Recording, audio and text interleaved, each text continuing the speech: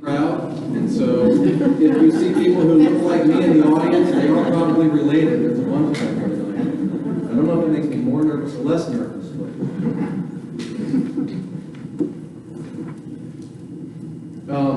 but one other crowd note I wanted to make. We have Michael Miranda up here. Many of you know him, and I don't know whether this should be taken as a positive or a negative. Michael took the 10-week version of this class, so 2 hours for 10 weeks on Saturdays, the lay pastoral ministry program. He took the church history class, and he's back here tonight.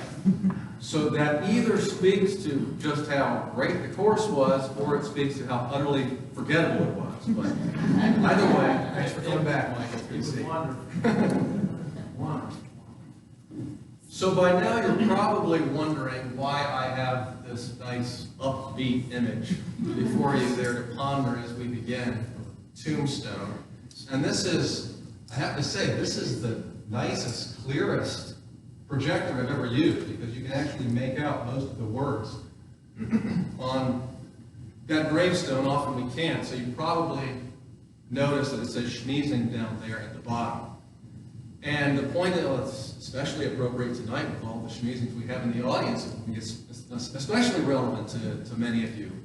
But I like to use this because I think it points to the fact that history isn't just about the past.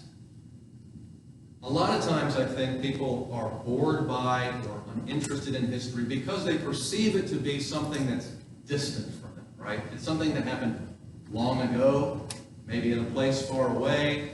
It's about people that they can't understand, maybe who don't look like them, or they talk differently, or they had different ideas, or whatever the case may be. It seems as though what happened in the past has no connection to the present.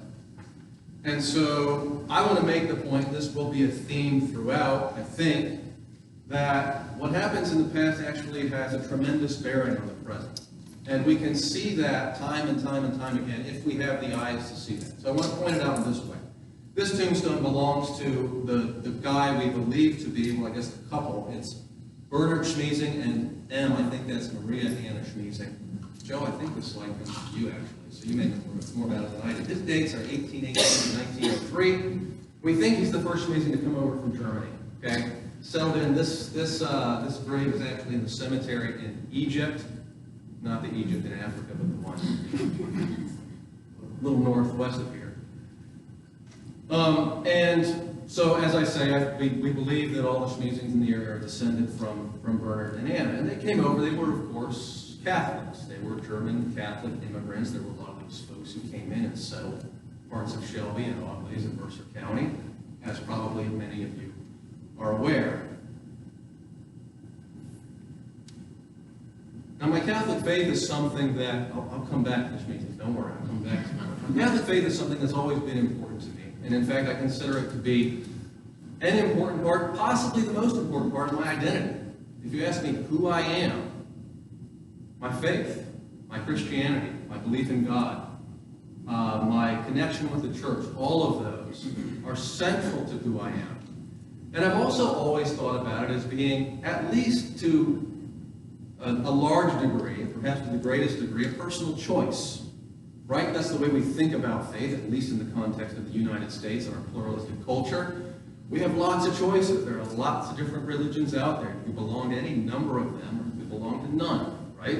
And I have chosen to be a Catholic. Of course, I was baptized as an infant and all that, but still, you go through a maturation process and you either embrace the faith or leave it or whatever. But with my study of history, and upon further reflection, I realized that actually this central part of my identity, this thing that goes into making up who I am, to a large extent, was a gift, you might say. Or it was something given. It was something handed on to me. It was something that I fell into. Now, you could call that chance if you want to. You could call that providence, whatever you call it, God's design, depending on where you're coming from. You can call that a lot of different things. But the point is that it wasn't really my decision very much. Of course, in some respect it was, but imagine how different my life would have been. Would I have ended up Catholic if I had not been raised in this particular context, if I hadn't emerged out of this particular heritage? And then further, if you start looking back at this heritage, you realize, well, yes, okay, German Catholics, 19th century, rural Ohio. Where did they come from? Well, my people happen to come from northwestern Germany. If you start to look at the history of northwestern Germany, the map I have up there is a religious map, okay, of Europe in the kind of post-Reformation period. So we'll call this, say, late 16th century. Okay, after the Reformation happens, the Protestant Reformation, Lutheranism spreads rapidly throughout Germany and other places. Calvinism spreads in various places. And so this is what the religious map looks like. Now, can everyone read those words up there? Or do you need to explain what this is? I need to explain it. Okay. The gray is Catholic. Okay, this lighter pinkish, I guess you'd say, is Church of England. Okay, the Anglicans. This color, can somebody name that color for me? No idea what that is. Or sienna. I don't know. Some color, the darker brownish color, that's Calvinist, okay? And these triangles are also Calvinist. So France remained predominantly Catholic, but it also had a major Protestant Calvinist minority. So that locates kind of those Protestants. And then Lutheranism is the lighter, brownish, whatever. And so you see Lutheranism spread, especially in Eastern Germany and in Scandinavia. So that's what Germany looked like after the Reformation. Here's a political map of Germany around the same time. I'm not going to explain that, okay? You don't need to try to make sense of that. You get the point that I'm trying to make just by glancing at it, okay? And that is that Germany was a crazy quilt of principalities and duchies and city-states and kingdoms and so forth. And so if you look at the post-Reformation history of Germany, what you find is that, well, there was lots of conflict between Catholics and Protestants, okay? Especially Roman Catholics and Lutherans in Germany. And so over the course of, it's a long, complicated story, but over the course of about 100 years, they reached a settlement, which was that whoever ruled the particular principality or duchy or whatever, they would set the faith. They would set the religion for that territory. Okay, so if you had a Catholic prince, that princedom was going to be Catholic. Lutheran, same thing. And so what you find is that basically Germany, this crazy quilt of principalities, this is the way the religious map of Germany also looked. I mean, this one simplifies it somewhat. It was really more like this, okay? So that you had little Catholic spots and then Protestant spots and so on and so forth. And so, in particular, in the northwestern part of Germany, this part, thank you, I actually have some that I can tell you more. This part that my family came from, it just so happens that the town that my family came from was Catholic. But just down the road, my brother and I discovered this when we traveled to see family in Germany, way back in college. We found that, yes, there was a Catholic church in the city, in the town, small town. It was kind of like Mercer County, okay? Small town, big Catholic church.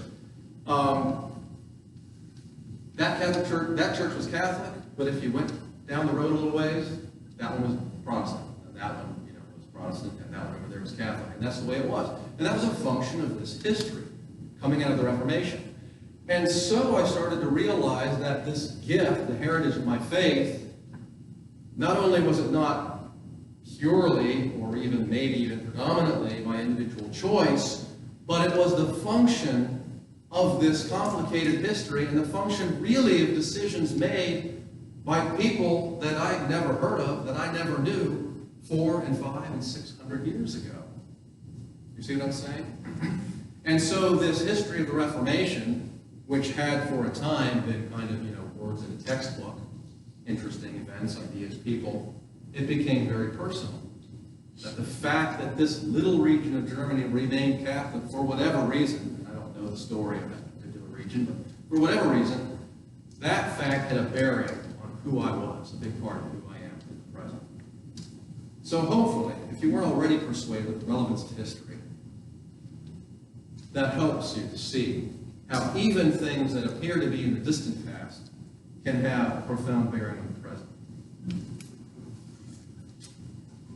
Okay, so that's just to get you interested in the subject.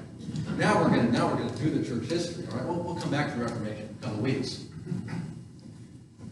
So what we're doing tonight, as you probably noticed if you saw the outline or the title, is the early church, okay, the first century, founding in the first centuries of the church. I guess I should say, I mentioned this at the beginning, but the class is supposed to be 75 minutes long. So what I intend to do, the aim is to talk at you for about an hour, more or less, and then we'll have 15 minutes and you guys can ask questions or make comments or whatever, have discussion. But I want to say at the outset, please feel free to raise your hand at any time if you have an important contribution to make or if you have a question to ask.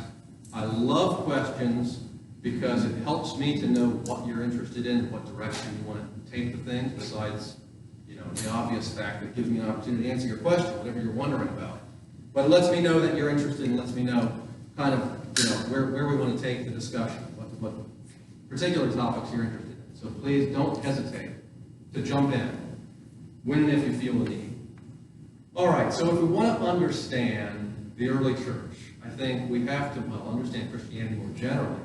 I think we need to begin with what you might call the prehistory of the church, okay? Which is, what was the context of the world? What was the world in which the church came to birth?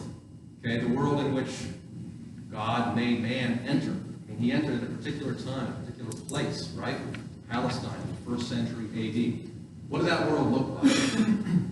And there are three really important, I guess you could call them historical facts or historical phenomena that I think we need to understand to appreciate the context of the early church.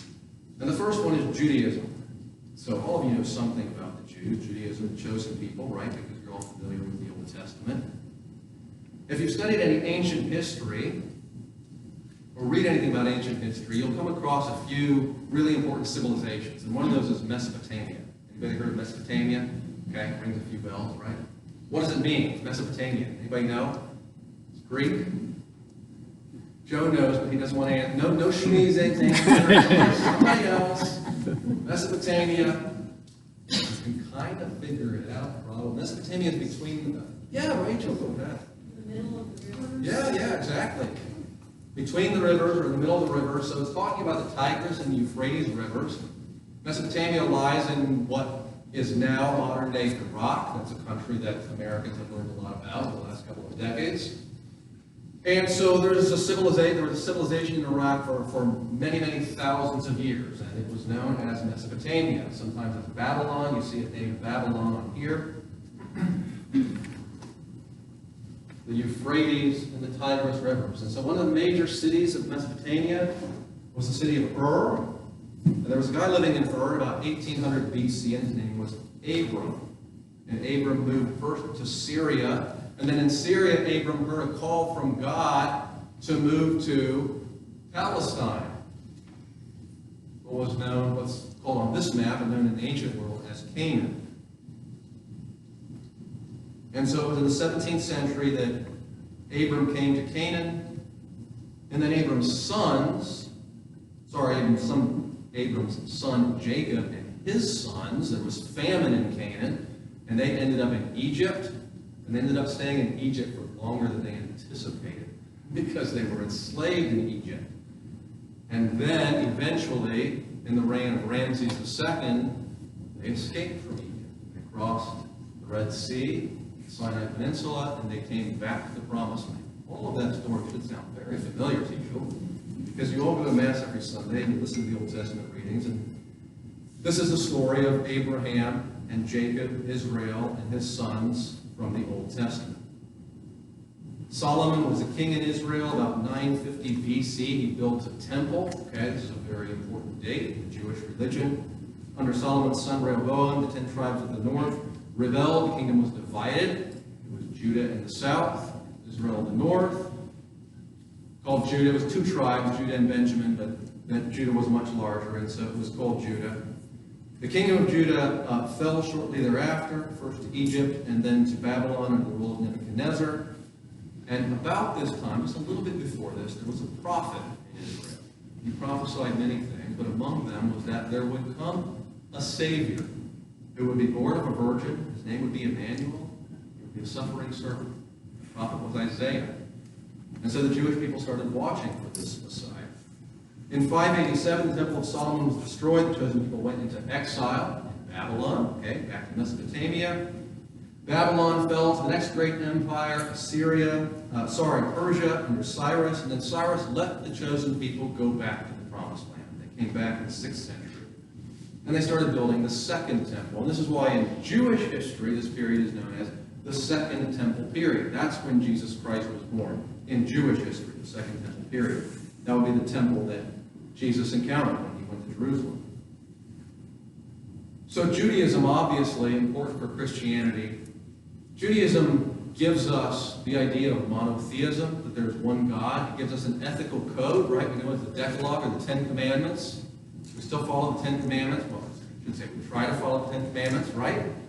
So these are heritages of Israel, of the Old Covenant. And as we know, Jesus did not come to abolish the Old Covenant. He came to, what? Fulfill it, right? So that's Israel.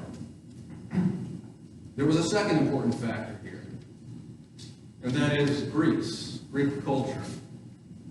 Greece arose as an empire in the 5th century BC. In the 4th century, Alexander the Great was born. That name might ring a bell. He extended the Greek Empire to its largest extent. His tutor was Aristotle, another famous figure from history, right?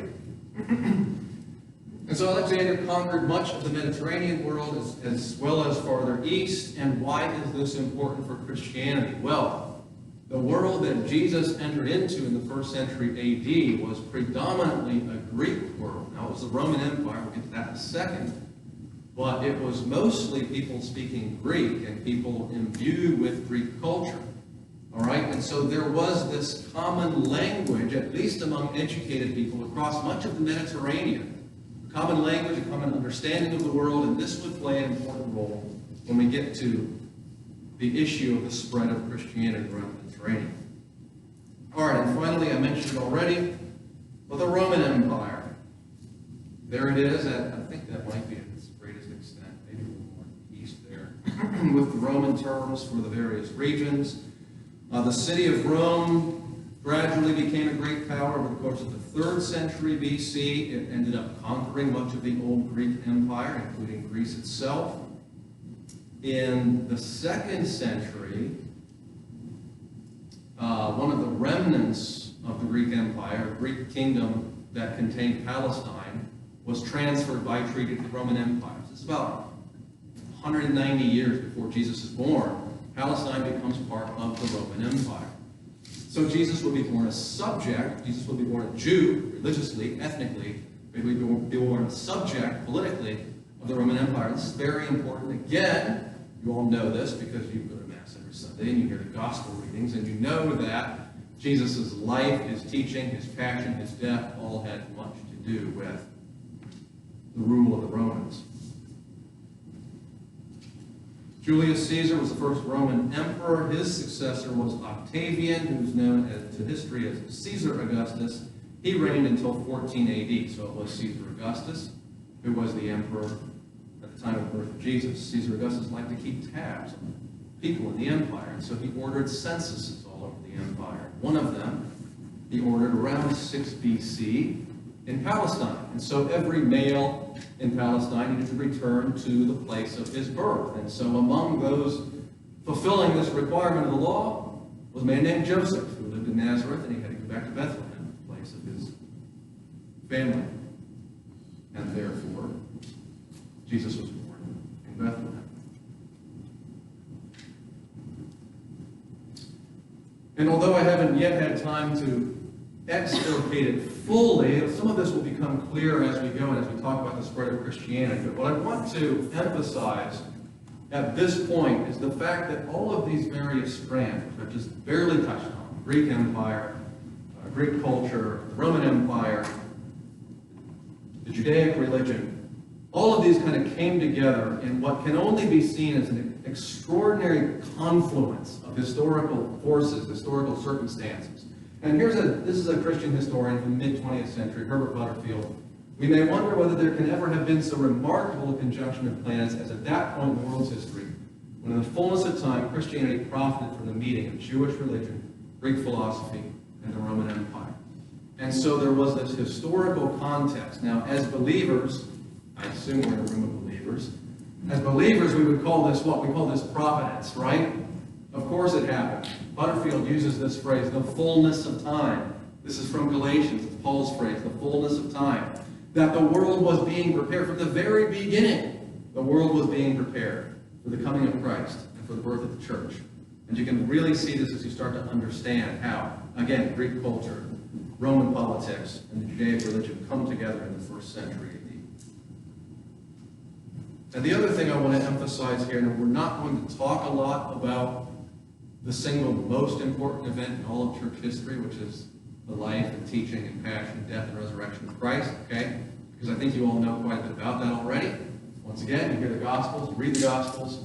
But I just want to emphasize one thing about that, and that is that Christianity is a historical religion. By that I mean, we're not founded on myth, okay? We're not founded in some kind of vague theory or philosophy or idea about morality or faith or religion. Instead, we're founded on a person, a real historical person who actually lived and breathed and moved on this earth. And that can be especially appreciated. I think, I've never had the opportunity to go to the Holy Land. Probably some of you have. But if you go to the Holy Land, I think this is really brought home, because we have all of these places. And some of these, admittedly, we don't know, at least with 100% certainty, was this really the spot where this happened? Some of that we don't know and we never will know. But some of them, there's some pretty good evidence for the fact that these are the actual places. So what you see in front of you is the Basilica of the Annunciation. The first shrine was there as early as the 4th century, so in the 300s already, relatively close to the time of Christ. Christians believe that this was the spot where the angel Gabriel appeared to Mary. More specifically, this Grotto of the Annunciation, which is inside the Basilica, I think. Again, I haven't been to these places. So I'm told. This is the Jordan River. Traditionally, this is the site of the baptism of Jesus by John the Baptist. The Garden of Gethsemane, where Jesus suffered the night before his death. The hill at Calvary. Yes, it's a tourist location, as you can see from that slide, but nonetheless. So you see here just a few of the spots that are connected to the life of Jesus. But again, simply to stress the point that Jesus was a person in history. He is a person, obviously, who we believe is still with us and still lives. And we can have and do have a personal relationship with him right now. He's also actually a historical figure.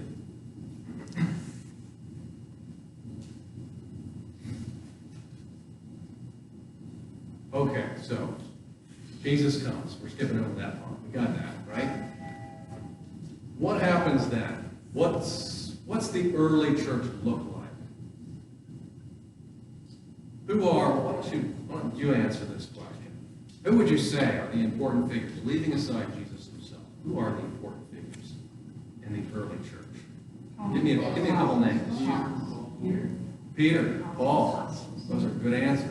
Somebody said the apostles. You're just knocking them all down with one shot. That's good, okay? I think the apostles is what we're looking for. All right, so the early church is dependent on the apostles. Why? Because they were the ones who heard the teachings of Christ and they understood how to put them into practice. We actually don't know, and this is an extraordinary gap in our historical knowledge, but we don't know much about most of the apostles other than what we have in Scripture, which talks about just a couple of them. I mean, Peter and Paul, you mentioned, they came to mind. Why? Because we know a lot about them, because they appear in Scripture all over the place. Bartholomew? What happened to him, right? Thaddeus? What happened to him? So there's kind of this gap. We don't know. There are some pious traditions about where these guys went and what they did after the ascension of Jesus. But for the most part, we don't know a lot about the apostles. We do know that they spread the faith, or attempted to spread the faith, around the Mediterranean world in various places. We also know more about one apostle in particular, and I'd love to spend time on this, but there's no way I've got time for all this. So Sorry, I'm trying to condense a longer course into this hour. I'll just say a word about Thomas. So there's a really interesting tradition about the Apostle Thomas going to the Indian subcontinent and evangelizing there. And we still have, to this day, you have Christians in India who call themselves Thomas Christians. They trace their lineage back to the time of the 1st and 2nd century.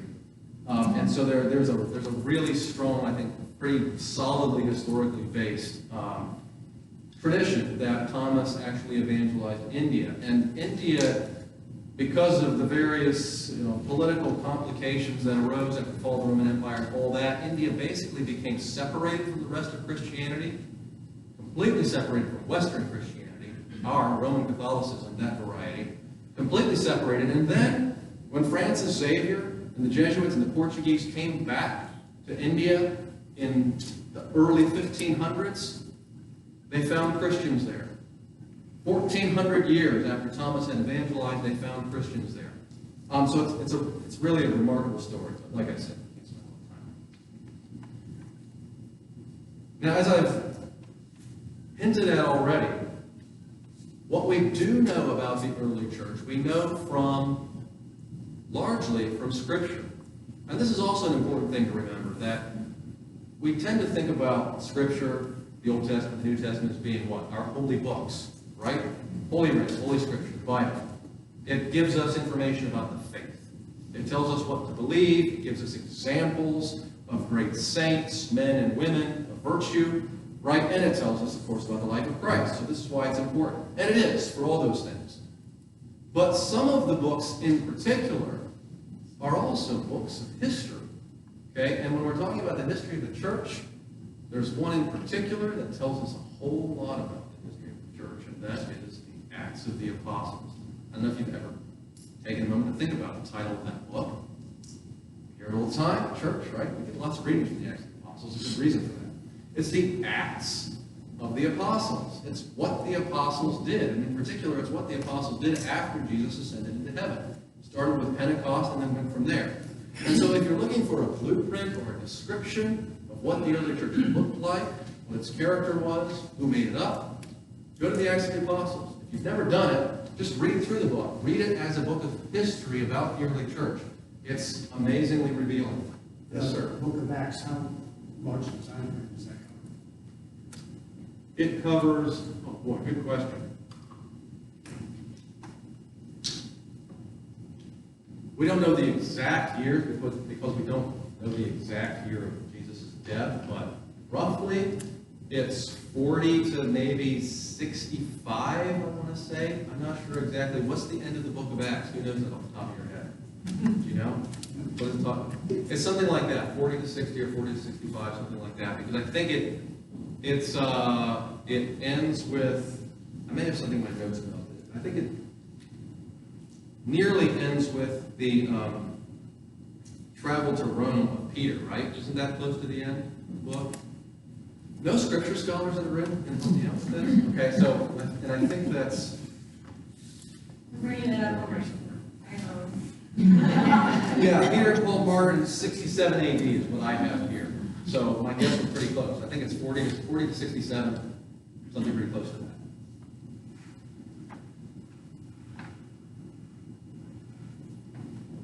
So one of the major figures, of course, in the Acts of the Apostles, and we know about him both through the Acts and also through some other books in the New Testament because he wrote a bunch of letters to early centers of Christianity. And this was Paul the Apostle, someone mentioned him as being an important figure in the early church. You might say that Peter and Paul were the two most important figures in the early church. And Paul, if we're talking about the spread of Christianity, Paul in particular. So you have, okay, good with that. Paul preaching at the Areopagus. This is just kind of a symbol. This image is a symbol of Paul's mission. Paul was the quintessential missionary. Okay? Read the Acts of the Apostles and read his letters and you see Paul is a guy who really got around. Again, if you just hear these in snippets during the mass readings, maybe you don't appreciate it. But Paul spent so much of his life traveling after his conversion to Christianity, traveling all over the Mediterranean. And this takes us back to the point I was making earlier about Greek culture, about the Roman Empire. did you ever stop to think about or wonder? Okay, Paul, let me put this up there. There's the map of Paul's journeys. Okay, Paul is in, you can see it better up there than on my screen. Paul preaches in Jerusalem, spends time in Jerusalem, is in Antioch, is in Pergamum in Greece, in Philippi, in Corinth, he's in Rome, he's in Sicily, in Syracuse, and in all these places, he's converting people to Christianity. Anybody see any problem with that? If you were to go to Europe or to this part of the world today and go start trying to tell people about Jesus, can you anticipate any problems with that? Anything? No head. What is it? Yippee headed. Well, that happened to Paul too. That's been part of the deal from the very beginning. About the language. Yeah, that's a great point. Language, right? How is Paul preaching to these people? Now we know, the situation of Pentecost when Peter gets up and everybody can hear in their own tongue. Well, that's kind of a special case. Okay. Normally, even the great missionaries like Paul, they weren't speaking in tongues. They were just using their natural human language. What language was Paul using for the most part? Greek. How could he do that? How could he do that in all of these different places? How could he preach in Greek and have people understand? Because the Greek Empire had conquered this world 400 years earlier and had spread Greek culture, including Greek language. And so the Greek language and Greek ideas were familiar to many of these people. Now, what about his base of operations? When Paul came into these places, what would he do? Would he just get off the ship and walk up and start talking to people? He probably did some of that. But yet there was actually a method to his missionary activity, a pattern that you could see in most of the places he went. He started in the Jewish communities. He started in synagogues. Paul was a Jew, remember. He was a Jew, actually. That's why he was persecuting Christians. Not because he was an atheist, because he was a Jew. He was a devout Jew. So, does that seem strange that we have Jewish communities all over the Mediterranean? How is that the case? Anybody ever heard of a term called diaspora? Okay, diaspora can apply to a lot of different situations, a lot of different incidents in history, but I think its primary, my sense is that its primary usage has to do with the Jewish diaspora. And so there's actually several diasporas, but if you remember that brief history of Judaism I gave you, you'll notice that the Jews were kind of put into exile. I didn't even mention all the times that they were put into exile, okay? They were driven out of Palestine over and over and over again. And as part of that process, many Jews left Palestine, and they went around the Mediterranean world, and they established Jewish communities in all of these cities. And so Paul had a place to go before they were wise in that, right? Before they realized, no, he's not preaching Judaism, he's doing something else. But before they realized that, he had a home in these places. Paul was a respected scholar of Judaism. So he started in these Jewish places. Mostly he was rejected there, made a few converts. Mostly rejected, and then he would go out and preach in the public square, like at the Areopagus in Athens. Okay? And he would preach to the Gentiles. So it wasn't just Jews, it was also Gentiles. Of course, this was an important piece of Christianity that was open to not just the Jews, but also the Gentiles. In other words, to everyone, to the whole world. This was the good news. So there you can see, in case you can't read it, the blue or dark blue area is Christian areas by the year 300. So 100s, 200s, areas Christianized, and areas Christianized 300 to 600 is the, do we want to say aqua, turquoise, something like that. Areas Christianized 600 to 800, yellow. So the point here is that you can see the dark blue areas. Those areas Christianized earliest, the areas that were exposed earliest to Christianity, and that accepted the message. And even if you go 300 to 600, it almost maps on, I'll get there, that map. which was what? The Roman Empire, right? So here we get back to my initial point once again. One more point about Paul's missionary journeys. He's got the language, he's got the base of operations with Judaism. How did he get around? Did he travel by plane? Maggie, did he? No. Got it right. So how did he get around? The Acts of the Apostles actually says something about this. Yeah. The Roman road system. The Roman road system was famous. This was one of the great improvements, one of the great advances in Western civilization, was that the Romans built all of these really good roads all over the Mediterranean. So this enabled, it just so happens that right after they built all these roads, this great missionary Paul comes along, and he can now use these roads to travel around. Not only roads, there's another way that Paul got around. Everybody gets it? Yeah, by water. That's pretty obvious. If you look at the Mediterranean Sea, right? There's a reason the Roman Empire encircled the sea, because this was the even better than those really good Roman roads, and even easier way, faster, more efficient way to get around was by ship. And so, Paul, of course, I don't think he was chartering his own yachts. That's not the way he was getting around. So there must have been, there was commerce. There was traffic back and forth across the Mediterranean. That was a function of that empire first established by Greece, commerce that developed in the context of the Greek Empire, and then the Roman world as well. The Mediterranean was a sea that was peaceful. There weren't pirates. It was the Roman Sea. The Roman Empire controlled it. And so you could have commerce all across that world, and Paul took advantage of that and traveled by boat. Now, there were still hazards with that. Sometimes there would be shipwreck and so forth. Paul also experienced.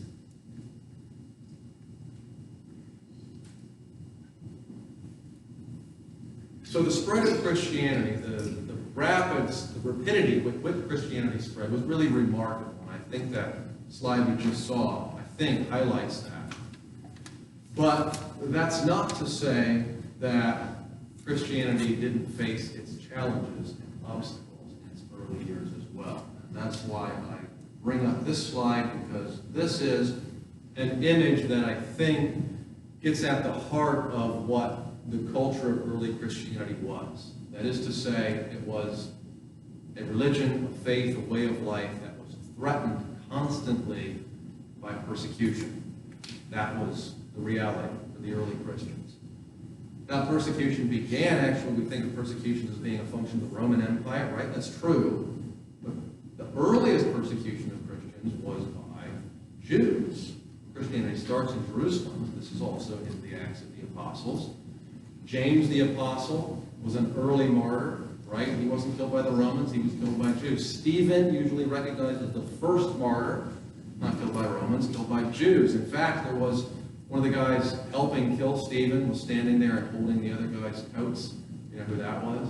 Saul. That was Saul, or Paul, right? So see, it's all connected.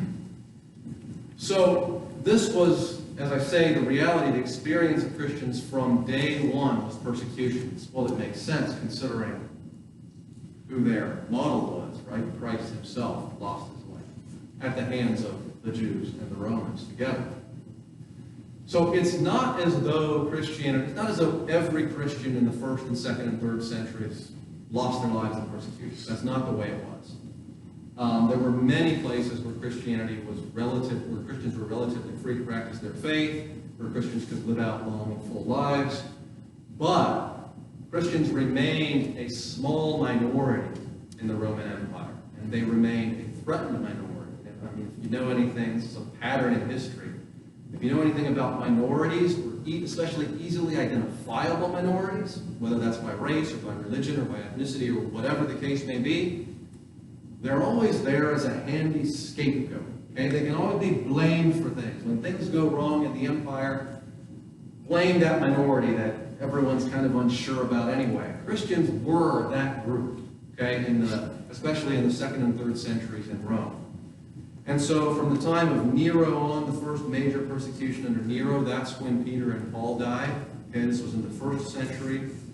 From then on, Christians were at the very least under threat. Now, these persecutions intensified, perhaps ironically, although I think it makes sense, they intensified as Christianity gained popularity. As there were more and more Christians, they became more and more of a threat to the empire, what emperors and most Romans perceived as being the true nature and character of the empire. Christians threatened that. And so as you get to the end of the 200s, these persecutions become more intense, more widespread, and it's a bloodbath, all right? And you can see an example. This is the famous spot for the execution of Christians was in the Colosseum in Rome, and that's what this image is depicting. And then, all of a sudden, we've got a question. Yeah. Where does the information come from the 2nd, 3rd century? Does that come from Roman records, or were there writings of Christians? I mean, I would assume the Romans would say, today we killed 35 Christians in the Colosseum. Yeah, it's both. There are Roman records, but there's also Christian records. And after the 1st century, there's actually Christians start keeping track of these things. And you see early Christian historians like Eusebius and a little bit later Bede, who are recounting the early, Eusebius in particular is a really great source for the early persecutions. There are letters you've probably heard Father Amberger's talked about, I know. I think it's Ignatius of Antioch, I think he's talked about, who wrote letters on his way to Rome to be put to death. And so we've got letters, we've also got historical accounts of early Christian persecutions. And then we also have what might be called oral tradition or pious tradition about the lives of the martyrs. So from the very beginning, Christianity honored its martyrs, as today we would call them saints. They kept their bones, they honored the place of their burial and things like that, relics. From the very early days of the church, saints were honored in this way. And so almost all of the saints from the 1st and 2nd and 3rd centuries were martyrs. In fact, the first 20 popes or something like that, I was read the exact number, something like that, the first 20 popes or so all died at the hands of Roman persecution. So those are some of the sources. Was there another question somewhere? No? Okay. And then, just so we're at the beginning of the 300s, let's say, okay? And then, just as the persecutions have gotten serious, intense, widespread, all of a sudden, they're over. And that's the story of the Emperor Constantine. This is Constantine and his mother, Helen. Helen we recognize as a saint in the Catholic Church. Constantine, I think, is recognized as a saint in Eastern Orthodoxy, and that's why there's iconography about him. Roman Catholics don't recognize him as a saint. He's got too many skeletons in the closet to be a saint, in our view. But anyway, as far as the fortunes of the church, he had this extraordinary, predominantly positive impact, in particular bringing to an end the persecutions. So again, there's a whole interesting story here, which I don't have time to go into, but it has to do with this symbol, which I'm sure many, all of you, are familiar with. It's become a symbol of Christianity, Cairo. And basically, Constantine saw a vision on a night before battle. He had victory in the battle, and at that point attributed his victory to the God of the Christians. He was not yet Christian. In fact, there's some debate about whether Constantine ever became Christian himself.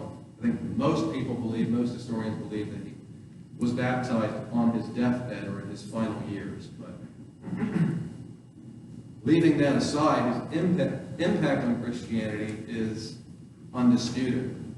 Because Constantine all of a sudden decided that Christianity would not only would persecution end, but Christianity would become the faith of the Roman Empire, replacing the old Roman God, replacing the emperor as being the deity of the Romans. Instead, it would be the God of the Christians in Jesus Christ.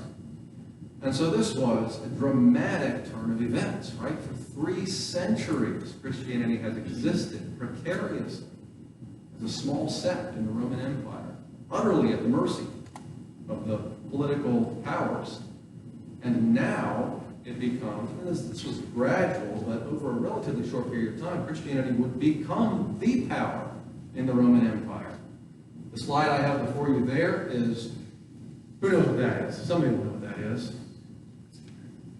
Come on, you guys, some of you have been to Rome, I know you have. Maybe you didn't see it from the air. Okay, I forgive you for that.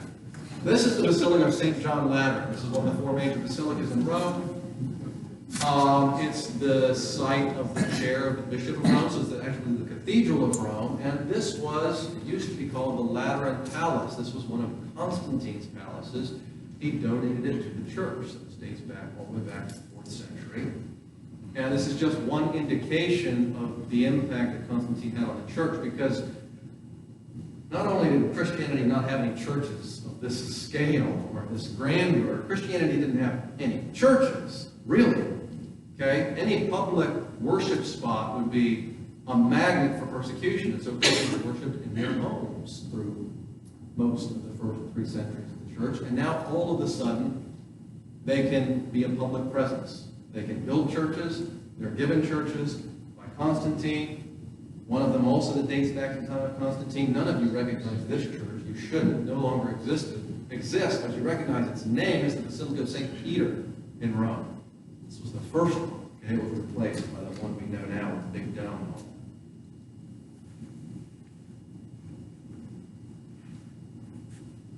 So what do we learn about the nature of the church then, or the way the nature of the church changed over this course of its early centuries?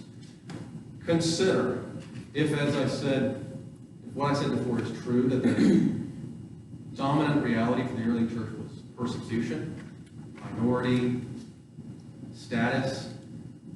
What was the character of Christianity in those days? Think about, for example, I already mentioned the fact that they needed to worship privately, sometimes hiding in catacombs, right? But also, what did it do for the character of Christians themselves? Think about this. Would there have been any Christians who said, I'm going to be a Christian, I'm going to be a Catholic because, what the heck? Because my dad was, and my grandfather was, and my grandmother, she wanted me to be baptized or whatever, so I'm going to be a Christian. Or because Christianity is, I need to be a Christian to be a businessman, to make the contacts. Everyone else is a Christian, I just won't fit in unless I'm Christian. There was none of that going on in the first 3 centuries of the church, okay? To be a Christian meant that there was a target on your back, right? So what this meant was, practically speaking, that Christians were serious about their faith. This is the way early Christians were. If you chose to be a Christian, if you chose to follow the way, chose to follow Jesus, you risked persecution, imprisonment, and even death. And so all those problems that are associated with kind of nominal Christianity, nominal embrace of the faith, or cultural Christianity, cultural Catholicism, we didn't have any of those in the first 3 centuries. Now, the big drawback was, most people don't like being persecuted or having their heads chopped off, right? So that was kind of a disadvantage. But with Constantine, that all changed. It's flipped around, and all of a sudden you have now what? Now you have a different kind of church. Church leaders, in fact, bishops and priests, are important people in the community. Bishops become wealthy. They hold land. They have office. Some of them become government officials. Constantine and every subsequent political leader all the way down to the president realizes that Christianity is a powerful force, and they start trying to dabble in it, manipulate it, right, for political ends. And so with the avoidance, abandonment of one set of problems, persecution and all that that entailed, now we have a whole other set of problems, right? And that's been the case with Christianity all along. There is this set of trade-offs. Okay. I'm nearing my time. Man, that went fast for me. I hope it went fast for you. I was supposed to talk about St. Augustine, so let me finish up with that. I can give you a little Augustine real quick. Oh, I didn't even talk about the councils and Nicaea and heresies and all that. Well, I'll say a word about that now. So Augustine comes along. Augustine's in the 400s, right? And Augustine is a nice figure to end this story with, because Augustine, one of the fathers of the church, one of those who kind of helped set the tone, set the character for Christianity ever since. I mean, our theologians still look to Augustine as one of the primary intellectual sources in Christianity. He comes along at the end of this Roman period. As I just said, Christianity becomes the religion of the realm, the dominant religion within the Roman Empire, and learns to get along with the Roman Empire. Now, far from being the persecuted minority, now Christianity is the dominant force, and the Roman political power is actually a cooperator with Christianity. Now, sometimes that, has its problems too, but there's a friendly relationship between the two. Well, not long after that development, guess what happens? The Roman Empire falls. Okay? And a whole different situation confronts the church. And it's Augustine who's this kind of transitional figure. Because Augustine is writing, probably his most famous book is Confessions. That's a great one. It's got one of the most famous lines in all of Christian literature, which is, "Our hearts are restless until they rest in thee." Right? Confessions is wonderful. But what I want to talk a little bit about is his other book, which is called The City of God. And the City of God is in part Augustine's attempt to defend the church, defend Christianity against those who are accusing Christianity of weakening the Roman Empire. In the 400s, the Roman Empire is on its last leg, at least in the West. The East is another story, but the Western Roman Empire, Constantine's empire, is on its last legs. Barbarians are literally at the gates. Okay, they've sacked Rome. Actually, they took over Rome, the capital, the greatest empire in the history of the world. They took over the capital, sacked it. And so it's this disaster for the Roman Empire. And some people are saying, well, it's Christianity. Christianity became the religion of Rome, like the realm, like 100 years ago, right? And Christianity preaches meekness, turning the other cheek, and a whole array of accusations lodged against Christianity that it weakened the Roman Empire. And so Augustine's defending Christianity against these charges, but in the process, so more than just historical interest. In the process, Augustine is talking about, gives us this profound meditation on the relationship between political powers, but even more than that, the world itself, the secular world, the world outside the church, and the church, the city of man, he calls it, and the city of God, and how these two relate to each other. And there is a distinction, there's a kind of separation between the two. He says the city of God is the kingdom of God. It's the church. It's ultimately the realization, culmination of the church of Christianity in heaven, right? And that needs to be kept distinct. We can't confuse that with the city of man. If the Roman Empire falls, so be it. That doesn't mean that the church falls with it. And this was hard for people to understand because the fortunes of Christianity have been so tied to the Roman Empire. But Augustine says they're not the same thing. And yet, that city of man is really important because all of us, even as we're trying to build the city of God, we're also part of the city of man. We're also Romans, Augustine himself, citizen of the Roman Empire. And so this idea, the relationship between the church and the world around it, it's been a problem for Christianity ever since the beginning. Augustine talks about it. We're still talking about it today. It's still a problem for us.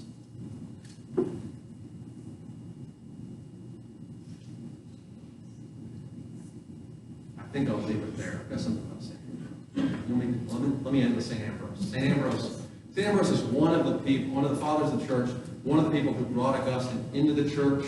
Some of you probably know the story of Augustine. Augustine was blessed with holy mentors, including primarily his mother, known as St. Monica, who was his constant companion, not only physically but also spiritually. And she had the great joy of seeing him finally become Christian just a year or so before she died. But another important influence on Augustine was Ambrose. And Ambrose was the archbishop, the bishop of Milan, which was at times the principal city, sometimes the capital city, when Rome wasn't, in the Roman Empire. And it was during Ambrose's tenure that the Emperor Theodosius, so this is after Christianity becomes religion of the realm, okay? Theodosius, troops under Theodosius, massacre in reprisal for a rebellion in Thessalonica. They massacre 70,000 men, women, and children. Now, this is the kind of thing that happened in the ancient world, okay? This was warfare. I mean, no big deal, right? But something has changed. Something has changed in the Roman Empire. And there's a new standard and a new ethic. It arises from Christianity. And Ambrose says, Theodosius, you can't do this kind of thing anymore. This is not behavior fitting of a Christian emperor. This is a Christian empire now. And Theodosius doesn't give in at first, and Ambrose says, you may not set foot in the Cathedral of Milan until you've done public penance for your sins. And eventually Theodosius gives in to something. The emperor can't be at odds with the church. The church has become this powerful. Can't be at odds with the church, and so the emperor does penance, prostrates himself before Ambrose. That's what you see in this painting here. And this, I think, again, is a symbol, a kind of image of how Christianity, think back to the image I had up there of the Christians in the Colosseum, right? And now this image, juxtapose those two. Look how different Christianity is, just a couple of hundred years later. Now, no longer is Christianity bowing to the empire, now the empire is bowing to Christianity. But that carries with it its own set of problems. And as I said, as the empire falls, Christianity has to deal with a new reality, this power vacuum in the Mediterranean, in Europe in particular, and that gives rise to the period that we know as the Middle Ages. And lots of interesting developments in the church in the medieval period. And that's what we're going to pick it up next week, if you come back. Okay, we've got about 10 minutes, so feel free to ask questions, make comments. If no one has anything to say, you're going to be free to go. So now no one's going to want to raise their hand. Anybody, questions about any of this? Or comments too? Or if you want to dispute something I said, feel free to do that too. Earlier you said there was some evidence points to the historical sites, and I know, like, I think part of the Ave Maria is written on where the Annunciation happened, but what are some of the other evidence? Like if you go there. Yeah, it's more circumstantial evidence, like there'll be sites that, take the, I'm trying to think of a particular example, other than the Annunciation. It's a cynical,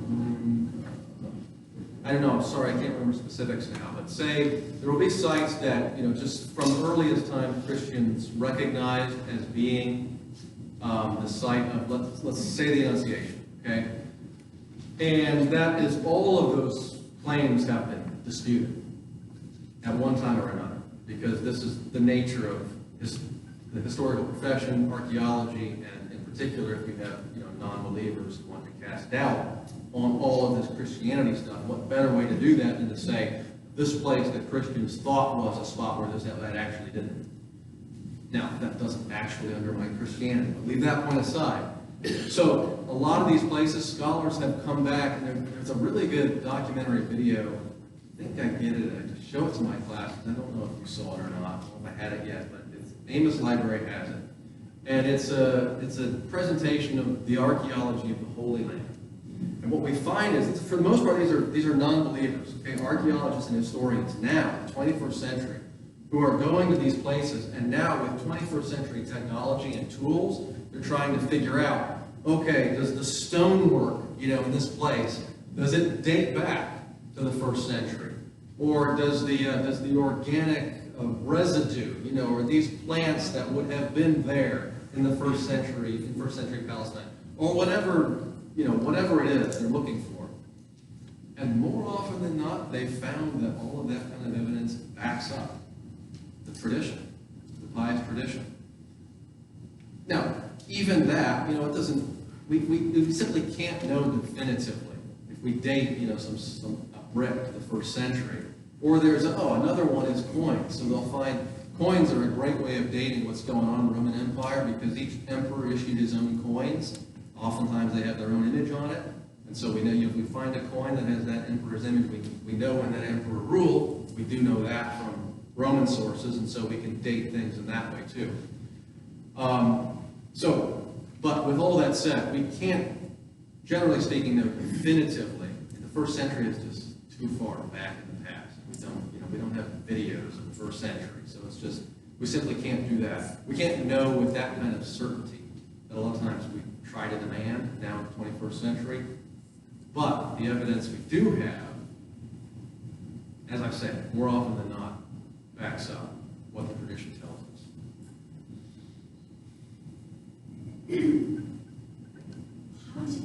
How did the early church say after Pentecost announced the power? How did that occur? Do we have evidence about how they worshiped, what they did in many homes? Yeah. What do we know about that? Yeah, okay. So, start the answer to the question. We know a lot about the first century church primarily from the Bible itself. So this is like when I was talking about the Acts of the Apostles. Also the letters of Paul. This is another thing that I always just took for granted until I started to study the history and think about the meaning of some of these things. I mean, they're right there in the titles of these letters. Paul is writing to the Thessalonians. That's the church in Thessalonica. That's what it is. He's writing to the Romans. That's the church in Rome. He's writing to the Ephesians. That's the church in Ephesus. So we know from Paul's own accounts that these are some of the places where Christians were by the year 60 A.D. We have Christians in all of these cities, at least small Christian communities. So we do know a lot about the geography of early Christianity from the Bible itself, from the letters of Paul, which I don't think there's, I don't know a ton about this, but I don't even think that really historians too much dispute the validity of the Pauline epistles. That it was, that there was this guy named Paul in the first century who wrote these letters. I don't think any of that's under dispute. So that's a history that's pretty well accepted. As far as exactly what the early church did, well, this also, the Acts of the Apostles, and in the longer version of the class, I do more with this. I look at some passages from the Acts of the Apostles. That talks about the practice of the early church. It talks about the breaking of bread. It talks about the way deacons were assigned to take care of widows and orphans. A lot about the character of early Christianity we can learn from the Acts of the Apostles, the way the early church conducted itself. There are also some early documents like the Didache. I don't know a lot about the Didache. Someone else may know. I think it dates from the first century. If not the first century, the second century. This is a document that describes, specifies, again, how Christians conducted themselves, in particular early Christian worship. So you see all of the, and again, I do a lot more with this in the longer version, but I think you can see all of the essential elements that we associate with Christianity, or with Catholicism in particular. You can see those in the first century, in the Acts of the Apostles. Does it look exactly the same? No, it doesn't. I mean, they weren't, as I just talked about, they weren't worshiping in beautiful churches like holy angels, right? That's not where they were worshiping. We know that. They were worshiping in people's homes or in catacombs or whatever. So yeah, the Mass didn't look exactly the same, but we know that they were breaking bread. We know that they were pronouncing the words of consecration. We have those words in the letters of St. Paul. This is my body. Do this in remembrance of me. All of that right there in the first century.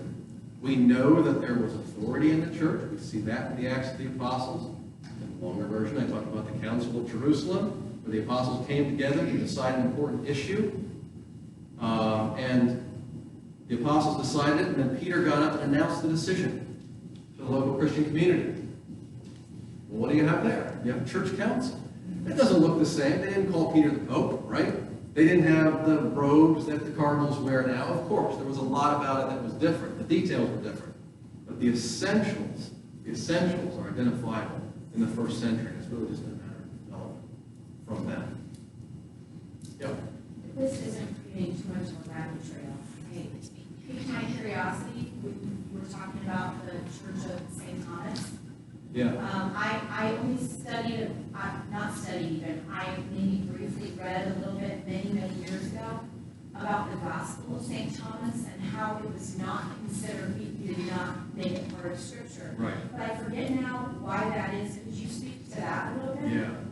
I don't know a lot about the Gospel of St. Thomas. I really don't know a whole lot about those early Scripture controversies.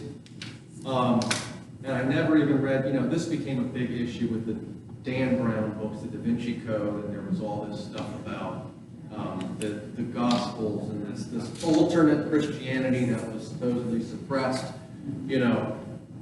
And I know there were good Catholic defenses, you know, that had criticized Dan Brown. I never got into all that stuff, so I never really explored all of those issues. But I guess the important thing to say is that what we believe to be the canon of Scripture is a function of decisions made by early Christians, and in particular those in authority. And it seems to me that's all we really need to know. I mean, it's good to know all the details and all that stuff, but it's not news to anyone. If you were to go back to the 1st century, 2nd century, and talk to the apostolic fathers, those who had known the apostles, and say, guess what? There's this thing called the Gospel of Thomas that has all this interesting stuff in it that talks about Jesus, being married, or whatever it is. They would have said, yeah, we know all about that. We determined that it was not, worthy of trust, wasn't reliable, wasn't historical, like the Gospel of John, the Gospel of Mark, the Gospel of Matthew, the Gospel of Luke were, and so we kept it out of the canon of Scripture. This is why it's not in the canon. Well, in fact, it wasn't really a canon of Scripture in the 2nd century. That was the 300s, okay, when the church determined what the canon of Scripture was. But so the point is that you either kind of trust the church and trust the tradition on this, or you don't. To bring up a lot of these folks, and Lane Pagels is another one, the scholar kind of associated with the apocryphal writings, including the Gospel of Thomas and all those, and Dan Brown, popular writer, and others. They go back and they find these things as though it's some kind of revelation that these other books existed. The church has known about those for 2,000 years. We've always known they existed. We deliberately kept them out of the canon, not because there's nothing of value there. There's some good stuff in some of those, but they're not the gospel truth, if you want to put it that way. And so, to me, it's all kind of, I don't know, to me it's kind of like a tempest in a teapot, because it always seems, I guess, our historical memory is short, right? So every so often we need to drudge these things back up. Well, the church dealt with that question, 1,800 years ago, but I guess we've got to deal with it again and explain why those aren't in there. I don't know if that answers your question, but That's fine. that's my attempt. I'm just curious. Thank Yeah. you. Anyone else? You are right on time. Right on time? Yes, you are. Thank you very much. I hope you enjoyed it. Hope you come back next week.